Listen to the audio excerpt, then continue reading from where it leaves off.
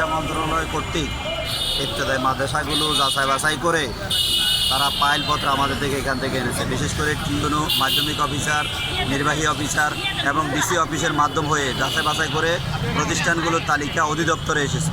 কিন্তু মাদ্রাসা অধিদপ্তরে আসার পরে দেখতেছি আমাদের দীর্ঘদিন পর্যন্ত শুনলাম স্বাক্ষর হয়েছে, বেতন হচ্ছে, এমপিও হবে, কিন্তু আমাদের থেকে সবগুলো সাবমিট নেওয়ার পরেও যাচাই বাছাই করার পরেও আমাদেরকে 1519টি যে প্রতিষ্ঠান, সেই প্রতিষ্ঠানগুলোকে এখন পর্যন্ত এমপিও দিচ্ছে না। এখানে আমাদেরকে ওই মাদ্রাসার শিক্ষকদেরকে ইন্ডেক্স দেওয়া হয়েছে, কিন্তু ইন্ডেক্সের মর্যাদাটুকু দেওয়া হয়নি আজকে, যার কারণে আমরা আমাদের যাতে করে আমাদেরকে জাতীয়করণ করা হয়, এই জন্য আজকে আমরা লং মার্চ করতেছি প্রেস ক্লাবের উদ্দেশ্যে। আর এখনই আমাদেরকে প্রশাসন, পুলিশ বাধা দেওয়ার কারণে আমরা ওইদিকে যেতে পারতেছি না, আমরা দাঁড়িয়ে আছি। আমরা প্রশাসনকে সম্মান করি, গভর্নমেন্টকে সম্মান করি। আমরা চাই না আমরা শিক্ষা প্রতিষ্ঠানে ফিরে যেতে চাই। আমরা চাই না রাস্তায় আন্দোলন করতে। আমরা চাচ্ছি শিক্ষার নৈতিক যে অধিকার, তাদের যে মৌলিক অধিকার, সেই অধিকারটুকু ফিরিয়ে দিতে। আজকে আমরা আমাদের বাচ্চাদের মুখে হাসি পড়াতে পারতেছি না, একটি মাত্র কারণ আমরা যে পরিমাণে বেতন পাওয়া দরকার সেটি আমরা পাচ্ছি না। আমাদেরকে সামান্য মাত্র অনুদান দেওয়া হয়, যেটা সামান্য মাত্র 3,500 টাকা আমাদেরকে অনুদান দেওয়া হচ্ছে। আমি আজকে সরকারের কাছে আবেদন জানাবো, আমাদেরকে যাতে করে অনতিবিলম্বে আমাদের এই প্রাইমারির নাই 26 প্রাইমারিকে যেভাবে জাতীয়করণ করা হয়েছে, আমাদের ইবতেদায়ী মাদ্রাসাগুলোকে জাতীয়করণ করে এই দেশের শিক্ষার আলো বিস্তারে আরও যাতে করে সরকার উদ্যোগ গ্রহণ করে, এই আহ্বানটুকু জানাচ্ছি। আপনার নাম বলেন। নাম? আমি মিরাজুল ইসলাম, নোয়াখালী জেলা থেকে এসেছি। কতগুলো সংগঠন একসাথে আপনারা হয়েছেন আজকে? আমরা একটা সংগঠন এখানে আজকে আছি। সংগঠনের নামটা বলেন। আমাদের সংগঠন নাম হচ্ছে অনুদানভুক্ত শিক্ষক পরিষদ। ধন্যবাদ।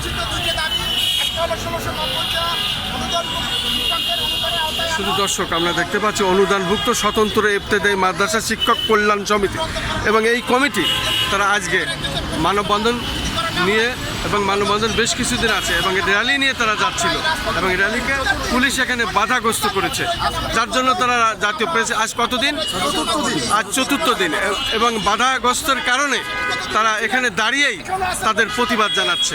আমরা দেখতে পাচ্ছি পাশেই পুলিশ, এবং সেটা আমরা এখন দেখাবো।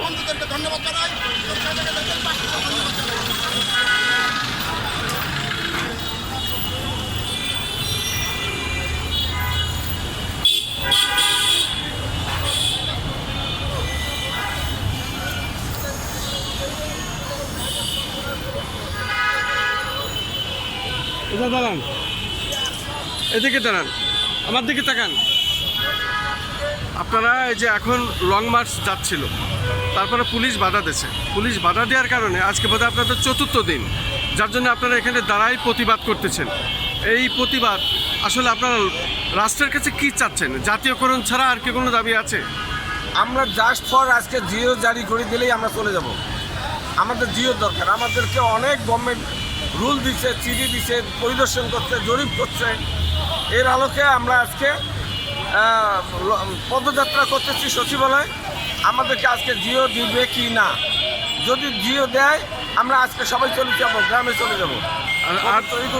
আর না দিলে আমরা রাস্তায় থাকবো, রাস্তা বিভিন্ন কর্মসূচি। আপনার নাম কি? আমার নাম গোলাম আজম, আমার গ্রামের বাড়ি কুড়িগ্রাম সদর। আজকে কতদিন আপনাদের চলছে? 21 তারিখ অদ্যাবধি পর্যন্ত আছি, ঈদ পর্যন্ত। যতক্ষণ দেবে না, শুধু ঈদ নয়, যতক্ষণ দেবে না আমরা প্রয়োজনে সংসদ ভবন যাব, এবং ঈদের দিন আমরা প্রধানমন্ত্রীর কার্যালয় বাসভবনে যাব ঈদ করার জন্য। আপনাকে অনেক অনেক ধন্যবাদ।